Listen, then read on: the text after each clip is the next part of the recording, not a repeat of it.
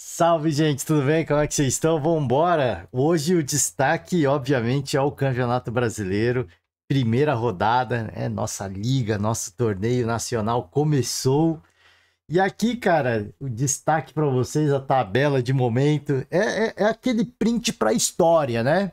Aquele print para a história, que grandes momentos, porque vai rolar muita coisa. A gente sabe que alguns times devem permanecer lá no topo, alguns devem brigar contra o rebaixamento, possivelmente, mas a primeira rodada tipo, possibilita esse tipo de cenário, né? Esse tipo de momento. A foto, aquele print para a história, né? E aí mentalizar, não tô tirando sarro não, gente, é verdade, sim. E aí mentalizar, e aí torcer, né? E aí usar como superstição, coloca ali, né, na emoldura e, cara, vamos fazer a nossa superstição que vai chegar, né? Que dá para acontecer. Enfim, né, gente? Brincadeiras à parte, eu sempre falo aqui, cara. Eu sempre gosto de chamar o torcedor a trazer a sua superstição à tona e a criar novas superstições, por que não, né? É claro que muita coisa vai mudar e a situação de tabela, obviamente, é reflexo de um jogo apenas, né? Um jogo apenas. Fortaleza líder de momento, seguido de Juventude, Vasco, Cruzeiro, Grêmio, Corinthians. E aqui a galera de um ponto, né? Que é a galera que já não pode fazer mais iniciar a competição no 100%. Corinthians, Flamengo, Internacional, Bahia, São Paulo, Sport, Botafogo, Palmeiras, Bragantino. Aqui a galera zerada, né? Pessoal zerado. Bragantino, o Bragantino, Ceará não tem jogos ainda. Bragantino, Ceará, Atlético Mineiro, Santos, Mirassol, Fluminense e Vitória, tá? Tivemos muita coisa nessa rodada, protagonistas, tivemos pênalti mal cobrado, tivemos treinador demitido, vamos falar de tudo um pouco.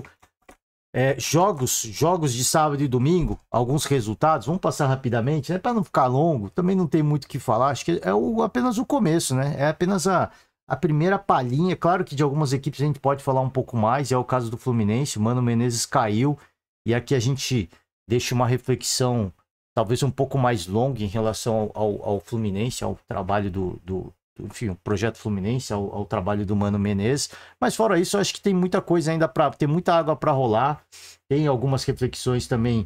Você pode fazer uma reflexão sobre o Palmeiras, né? Mais um jogo zerado, sem marcar gols, então tem muita coisa aí pra gente. A gente pode refletir, mas vamos tentar passar rápido, né? Para não ficar cansativo. Começo de semana, segunda-feira, tem torcedor empolgado. De curtir, degustar, aproveitar, bom momento. Libertadores vai chegar daqui a pouquinho, né? Tá quase aí. Então, cara, tem torneios e torneios, tem planejamento já acontecendo. Às vezes parece que não tá acontecendo nada, mas como eu falo, a temporada é longa. Algumas equipes estão se preparando para o Mundial, algumas equipes estão pensando na Libertadores já. E alguns resultados são algumas equipes. Não no caso da Série A, né? Mas tem equipe ainda que tem estadual que nem acabou ainda. Não tem nada a ver com a equipe da Série A, mas tem estadual que nem acabou. Então, que eu falo assim, a gente traz para ilustrar que às vezes o torcedor ele é emocionado e tá no seu direito legítimo, obviamente, né? Mas tem coisas e coisas acontecendo, né? Ao mesmo tempo parece que não, mas tem muita coisa acontecendo. Se a gente olhar aqui já esse primeiro jogo que tá aqui na gráfico do GE, São Paulo Sport, a galera do esporte teve que vir para São Paulo, né? Uma viagem longa, vieram do Nordeste, né? Então, você vê, são coisas que a gente não pensa. O Mirassol foi visitar o Cruzeiro. O Mirassol é uma equipe do interior de São Paulo, uma cidade pequena, tem que fazer toda uma logística. Então, são coisas e coisas que normalmente a gente não pensa no dia a dia, mas, pô, tem coisas, cenários acontecendo, né? Tem planejamento acontecendo, porque cabe, obviamente, as outras competições vão começar a concorrer com o Campeonato Brasileiro e você tem que pensar o projeto, né? Qual que é o objetivo de curto prazo, o objetivo de médio prazo, o objetivo de longo prazo. São Paulo 0, Sport 0, Caleri perdendo um pênalti ali, uma cobrança monumental do Caleri. E o São Paulo termina zerado, né? Um início, eu acho que melancólico, até pela oportunidade muito boa que teve. Mas como eu sempre falo, gente, o torcedor obviamente fica bravo, e até já no Campeonato Paulista já houve muitos questionamentos em relação ao trabalho do Zubeldia. Não é um trabalho exemplar, assim, não dá pra você falar que, pô, o Zubeldia é um baita treinador. Eu gosto, assim, tem jogos e jogos, tem jogos muito ruins do Zubeldia, tem jogos muito bons do Zubeldia. E uma coisa que eu gosto do Zubeldia é a postura. Tem muita gente que não gosta, né? É claro que às vezes se exacerba, o treinador ele tem que pensar, ele tem que ter a consciência de que ele ser expulso é ruim para a equipe dele, né? Mas eu gosto de treinadores como é o caso do Zubeldia, do Abel, né? Treinadores que, cara, representam o torcedor lá dentro. Claro que ele tem uma obrigação ali como um profissional, né? Mas ninguém tem... O jogador não pode, né? Que o jogador é o que tá jogando, de fato, né? O jogador, eu acho que ele tem que ser um pouquinho mais comedido na hora de cobrar arbitragem, de bater boca. Agora, o treinador não. O treinador também, obviamente, o treinador também, eu digo assim, não como jogador, né?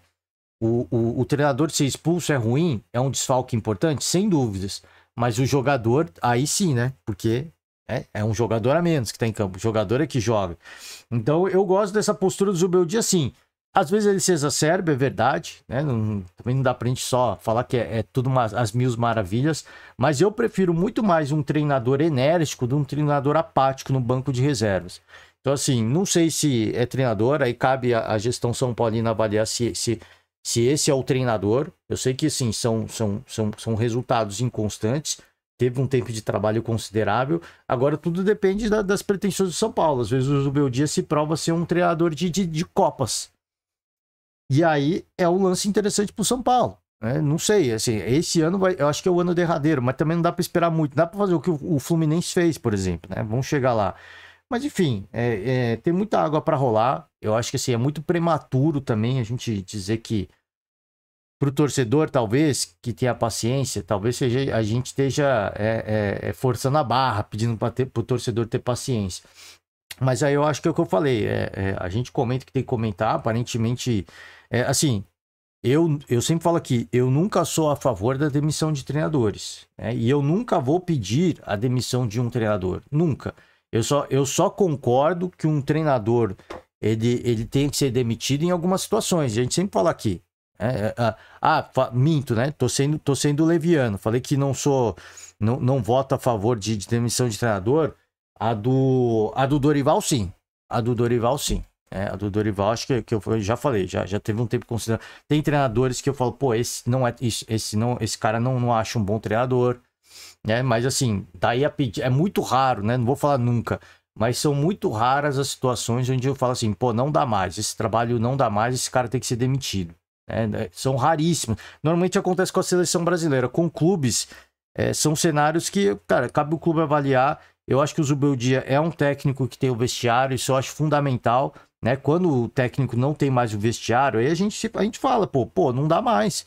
Por mais que o cara seja bom, que a equipe, que o departamento de futebol entenda que seja um cara bom, se ele não tem o vestiário, infelizmente, não tem como. Ele não vai conseguir executar um bom trabalho. É falta de profissionalismo dos atletas. A gente pode falar um monte de coisa. Mas tem situações e situações. E tem situações que, infelizmente, né, não vai ter como. Né? E no caso do São Paulo, eu acho que ainda não. Né? Me parece ser um cara, como eu falei, ele à beira do gramado, um cara bastante enérgico. O torcedor acho que muitas vezes se vê representado. E aí a diretoria tem que entender o conjunto de resultados, enfim, ver como é que os jogadores estão do lado do treinador. Eu acho que não é um cenário. Né? O Diniz do Fluminense, por exemplo, é um cara que tinha um elenco do lado, mas os resultados, infelizmente, não conseguiram segurar a permanência dele. Então, assim, cabe ao departamento de futebol avaliar. Eu não vou aqui também dizer que o cara tem que se cair ou não. São raros os cenários, né? São raros os cenários. Normalmente com a seleção brasileira, né? Falei do Diniz também, com o treinador da seleção brasileira que não dava mais. Dorival agora que não dá mais. Normalmente é com a seleção brasileira, né? Mas raramente em coisas de clube eu vou votar contra, ou vou votar a favor da demissão de um treinador.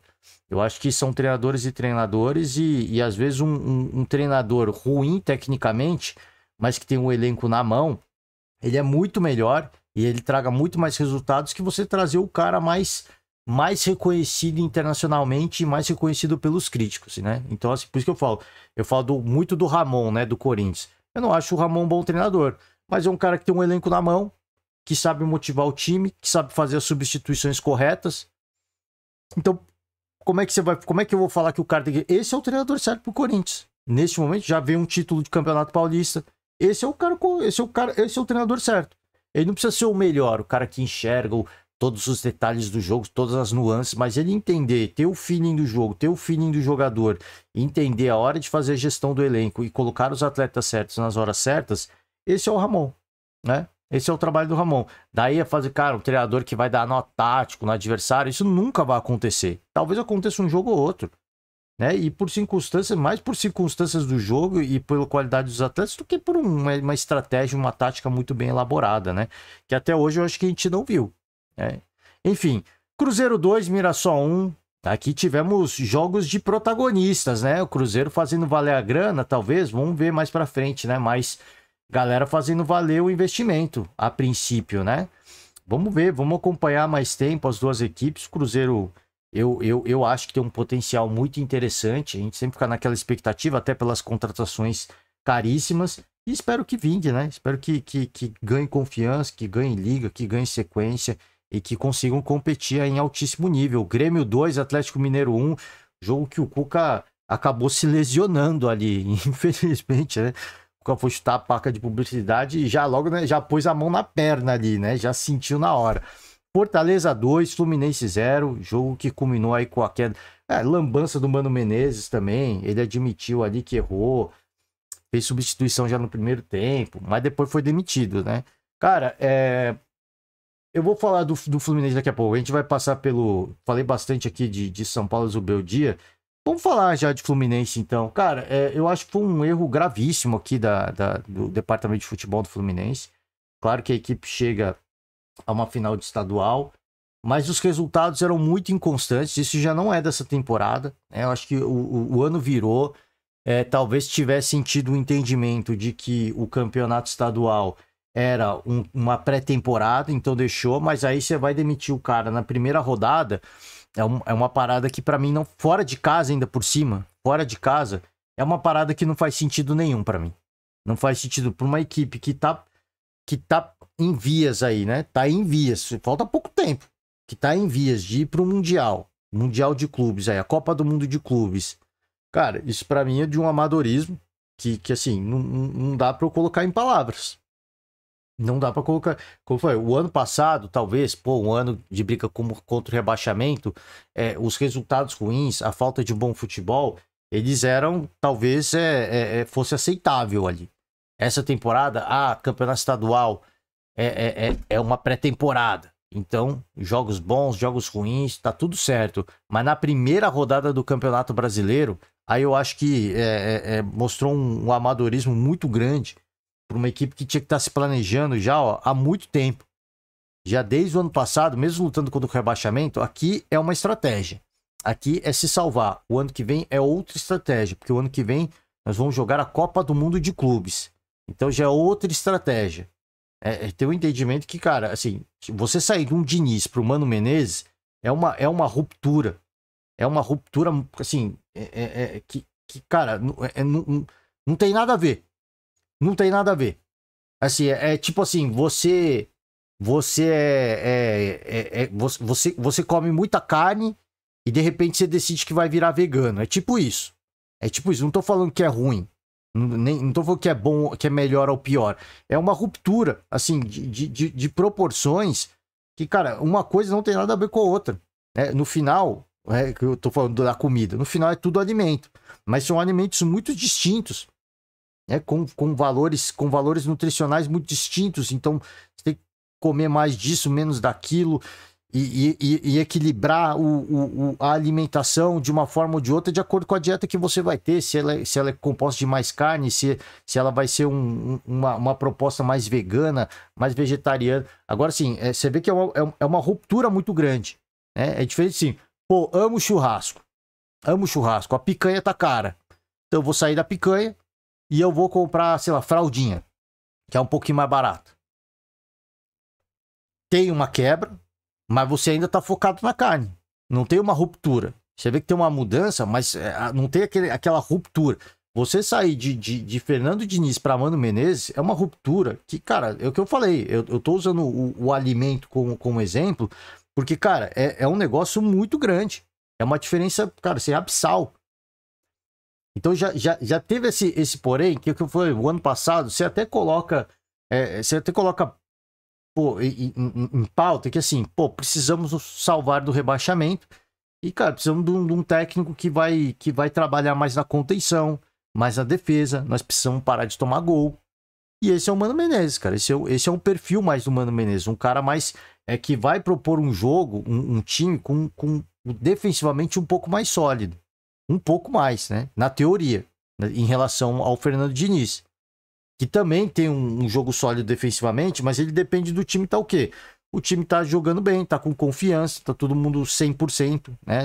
Então tem que ter aquela posse de bola, não pode errar passe, porque se você erra passe, você se expõe e acaba a brincadeira, né? E o ano passado não tava legal, o time não tava tecnicamente nos cascos para conseguir, né, praticar o jogo do Diniz e acabou caindo. Mas é que eu falei, é uma ruptura muito grande.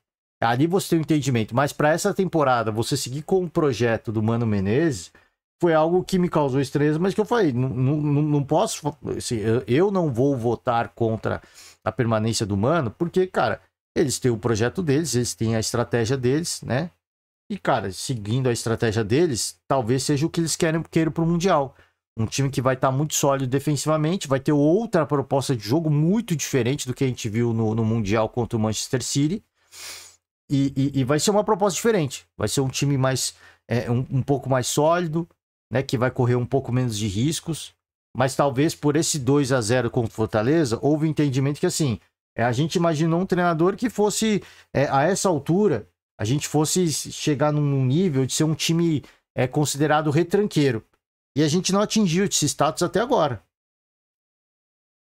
Então, pensando nisso, foi tarde? Foi tarde, mas é que eu falei, eu acho que foi de uma falta de planejamento, de um amadorismo muito grande. Espero que acertem a contratação do novo treinador, porque assim, né, fazer bonito no Mundial depende agora. Esse é o ponto derradeiro. Porque foi ganhar o Mundial, cara, assim, nem as melhores equipes eu acho que vai ganhar, do Brasil, né, no caso, vão ganhar. As mais ricas e que estão jogando melhor. Nem essas eu acho que no caso é o Flamengo, é o Palmeiras, é o Botafogo. Eu acho que esses vão fazer bonito no Mundial. O Fluminense eu acho que pode fazer bonito também, mas esse é o ponto derradeiro. Esse é o momento. Quem que eles vão escolher, se o cara vai conseguir colocar o vestiário do seu lado e conseguir fazer os jogadores jogarem. Né? Vamos lá, Juventude 2, Vitória 0.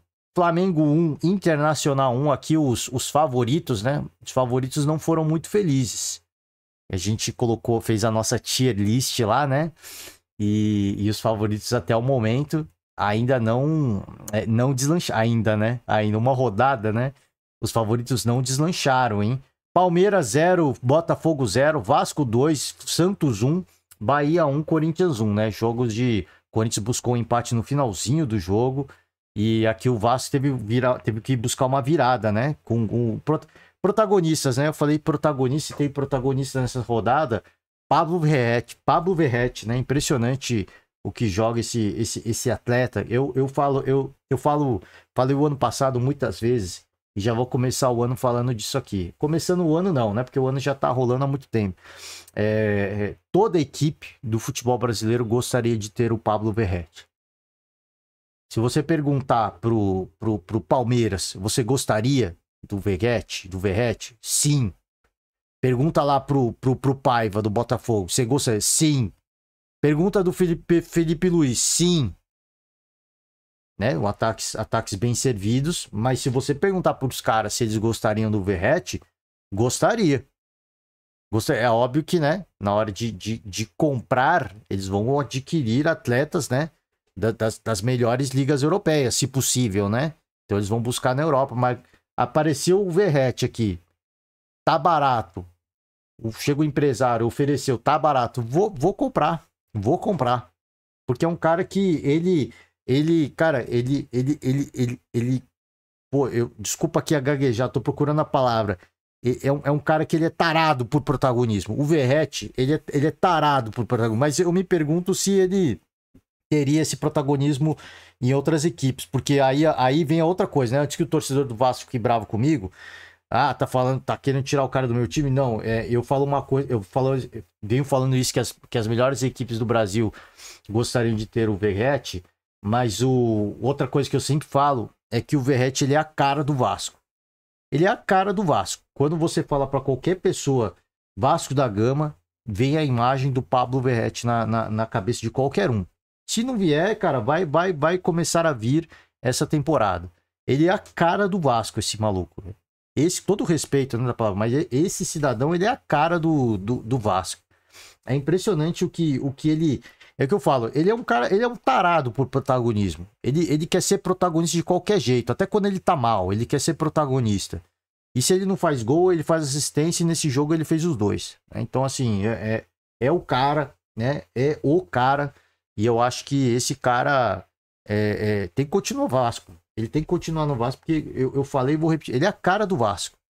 Ele é a cara do Vasco. Para mim, quando falam Vasco, para mim vem a imagem do Verratti. Ele é a cara do Vasco da Gama, né? Aqui o embate do campeão com o vice-campeão do ano passado.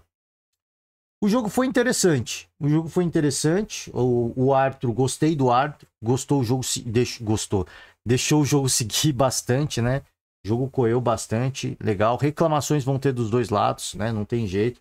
Mas eu acho que eu gostei das duas equipes também. Gostei bastante das duas equipes, apesar da falta de efetividade. Gostei muito do Botafogo do Renato Paiva. Me surpreendeu bastante a postura da equipe. Acho que vai vingar. Coloquei o Botafogo ali na tier list como um dos favoritos a título.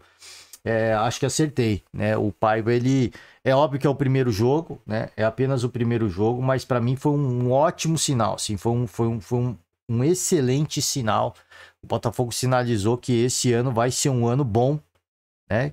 Pode ser um ano bom com o Renato Paiva, e eu acho que vai ser um ano bom, né? Não sei se vai ter título, isso aí é muita presunção você cravar quem vai ser campeão do quê, mas que vai ter condições e que vai brigar, ele vai brigar, né? Então, assim, bom time, as melhores oportunidades do jogo foram do Botafogo, né? O Palmeiras, ele abriu mão, assim, foi uma escolha do Abel, né? Aqui eu não vou criticar o Palmeiras defensivamente, porque foi uma escolha do Abel colocar o time para cima, mais avançado. E cedeu muitos contra-ataques pro Botafogo, muitos.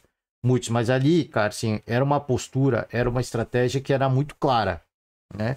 E tem jogos que o Palmeiras tá se defendendo ou volta para marcar, todo caótico. Esses que eu vi, pelo menos do que eu vi, a gente vai lá, olha e critica. Agora, esse jogo em específico, o jogo contra o Corinthians também, cedeu alguns contra-ataques, mas você vê que, assim, é uma escolha. Nós vamos correr esse risco. O Palmeiras correu esse risco e não tomou gol. Então, acho que isso é um ponto positivo. Um pouquinho de sorte, alguns lances, defesas importantes do Everton, uma falta que de repente o juiz não marcou, uma falta ali, uma aqui, mas, cara, foi um bom jogo. Um excelente Botafogo, um excelente Palmeiras, na minha opinião. Apesar de não terem feito gols as duas equipes, e o Palmeiras estar com um problema ofensivo muito sério, muito grave, porque, pô, agora tá com um ataque excelente, né?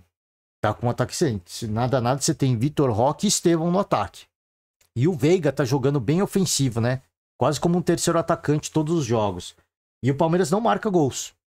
Isso para mim é um problema muito grave. Mas assim, no meio de campo, na movimentação, na troca de passes, né? Na marcação, eu tô gostando. Eu tô achando interessante. Por que eu tô passando pano agora, né? Pô, você critica muito. Porque é um time, né, bastante mexido, bastante alterado, muitos jogadores recém-contratados. Então, assim, pelas circunstâncias, até o próprio Botafogo mexeu bastante, né? Acho que o Botafogo até tá tecnicamente eu não diria, mas coletivamente o Botafogo tá um nível acima do Palmeiras até. Né? Então, são duas equipes que para mim, pelas mudanças que tiveram, né, no seu elenco, pelas contratações recentes, e pelo potencial que você vê dos atletas dentro de campo, são duas equipes que têm um potencial enorme, né? O Flamengo eu nem vou falar, né? O Flamengo que a gente já viu no estadual, o trabalho do Felipe Luiz, eu não preciso nem comentar. Agora, dessas duas equipes, né?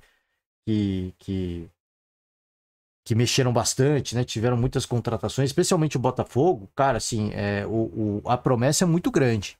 A promessa é muito grande, né? São duas equipes que eu tô gostando de ver e eu acho que, assim, é uma questão de tempo, né? Pro Palmeiras. Quando acertar a questão ofensiva, eu acho que a coisa vai desenrolar de uma forma mais natural. Existe uma pressão agora, né? Existe uma pressão pro Vitor Roque marcar um gol. Existe uma pressão, né? Uma pressão clara e natural, né? Pela contratação. E a pressão tem que existir mesmo, porque ele é a maior contratação do futebol brasileiro, né? Mas eu acho que sim, foi um jogo interessante. Claro que seria melhor se tivesse sentido gols, mas eu acho que foi uma palhinha, né? Uma palhinha muito boa do que esperar dessas duas equipes nessa temporada. E do Botafogo, em especial, mais do Botafogo. Porque eu tava muito receoso, né? Receoso do que seria esse Botafogo. Mas como eu falei, eu sempre vinha defendendo essa tese. O John Textor aprendeu com os últimos anos, especialmente ano passado, como montar um time de última hora, se é que a gente pode dizer assim. E esse ano parece que a gente tá vendo a expertise, né? A experiência do John Textor e sua equipe para montar uma equipe competitiva, né? E a gente tá vendo isso com o Botafogo. Vamos ver, né? O andamento da temporada, como é que vai correr. Mas é uma promessa muito interessante. E acho que essas duas equipes vão fazer um Mundial inteiro. O Flamengo, a gente já sabe que vai fazer. Mas essas duas equipes eu também tenho a convicção hoje de que elas vão fazer um bom Mundial, né? Um bom Mundial de clubes. Vamos lá, vamos seguir. Vamos com o viralizou da rodada, né? Só pra gente passar por mais alguns. Já falamos de tudo que eu queria, né? A lesão do Cuca aqui foi o destaque. Verratti, né? Não tem jeito, ó. O cara é a cara do Vasco, mano. Se olha pra cara dele, é Vasco 100%, né? Eu vejo a Cruz de Malta quando eu vejo a cara dele. Abel Ferreira, né? Já no comecinho do jogo já ficou alterado e já cobrou. Ele, acho que, se eu não me engano, ele exaltou, né? As marcas defensivas da equipe alviverde, mas também não gostou muito quando foi questionado em relação ao repertório aqui, ó. Pergunta do repórter sobre se faltava repertório para o elenco entregar mais. Eu não acho que não curtiu muito, né? Eu não acho que falta repertório. Claro que eu acho que agora o Abel tem que ser cobrado com uma moeda um pouco maior, né? Se antes a gente cobrava o Abel em real, vamos usar o trocadilho, agora nós temos que cobrar o Abel em euro, né? A cobrança tem que ser ainda maior. Porque, como eu falei, ele sempre foi um cara que em coletivas ele cobrava mesmo a diretoria palmeirense por reforços e os reforços vieram agora. Agora ele não pode falar mais, né? Falar ele pode falar o que ele quiser. Ele pode seguir reclamando. Só que agora ele recebeu, né? E agora a cobrança tem que ser não só do torcedor, dos críticos, mas da diretoria também. Cobrar o treinador, são 3 pontas. Você pediu reforços, os reforços vieram. Você pediu mais jogos no Allianz Parque, nós estamos jogando mais no Allianz Parque, né? Sempre, vez ou outra, a gente vê ali o palco do lado, né? Do gramado, e só não dá para jogar quando tem show mesmo. Mas se o show foi no dia anterior, o Palmeiras vai jogar no dia seguinte, hoje o Palmeiras sempre joga lá, né? Então, assim, aumentaram-se os jogos na casa do Palmeiras, vieram reforços, e é o que eu falei, agora a cobrança tem que vir. Do Mano Menezes, a situação do Mano começou com Kevin Serna de titular e aos 13 minutos colocou o Lima, né? E ele mesmo falou que errou. E aí custou caro, né? Eu acho que obviamente que não foi isso. Isso aqui foi, eu acho que a cereja do bolo, foi estopim, foi o iceberg que mostrou assim, cara, ou ele não tá comprometido, ou ele tá viajando. Eu acho que assim, a diretoria já tava sem saco. E aí, por essa mudança admitida por ele, os caras olharam e falaram, cara, ou ele não tá comprometido, ou ele tá de brincadeira com a nossa cara, né? Então não dá mais.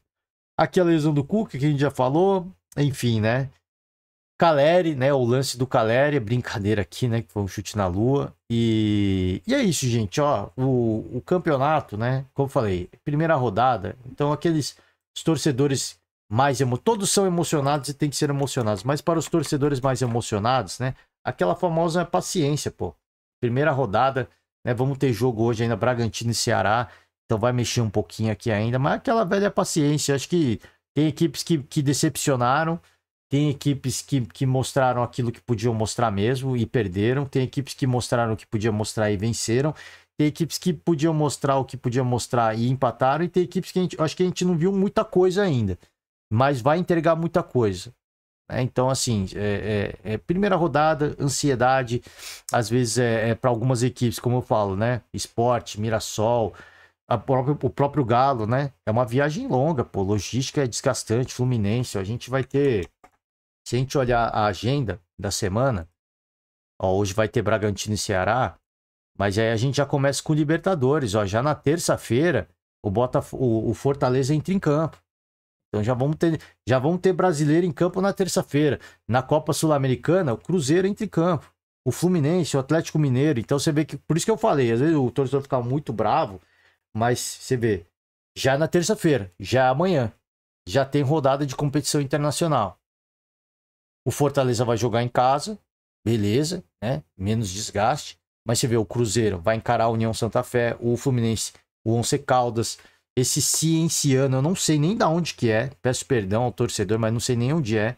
Então você vê assim, o Atlético já foi para Porto Alegre jogar contra o Grêmio. Agora vai ter que encarar o Cienciano, né? Então você vê, às vezes a derrota vem, mas pô, já estamos poupando o elenco, pensando em outras situações. Né? O São Paulo aqui, ó, quarta-feira aí encara o Tajeres, Botafogo, Universidade de Chile. Então, cara, o planejamento já começou. Né? Por isso que eu falo assim, não é passando pano, mas às vezes o torcedor fica muito emocionado, mas tem essas nuances, né, que as equipes têm que pensar e começar a gestão planejando para jogar Libertadores, daqui a pouco Copa do Brasil também, e por aí vai, né? Gente, estou muito feliz, não sei se vocês perceberam, né? Gravei hoje bem feliz, bem empolgado, porque, cara, é o Campeonato Brasileiro, pô, eu gosto muito. Começou, a gente vai se estressar um jogo ou outro, vai passar estresse com a arbitragem, vai ter polêmica aqui e ali, mas no geral, gente, a gente se diverte mais do que se estressa, né? Era para ser mais curto, falamos demais, como sempre, mas vocês que nos acompanham até aqui, peço para deixar aquela famosíssima moral e com meu profundo agradecimento, desejo a todos uma ótima semana, forte abraço e amanhã a gente está de volta, amanhã ou depois a gente vai voltando, essa semana com certeza. Vamos ter muito assunto para falar aí de competições internacionais. Beijos, abraços e até a próxima, gente. Tchau.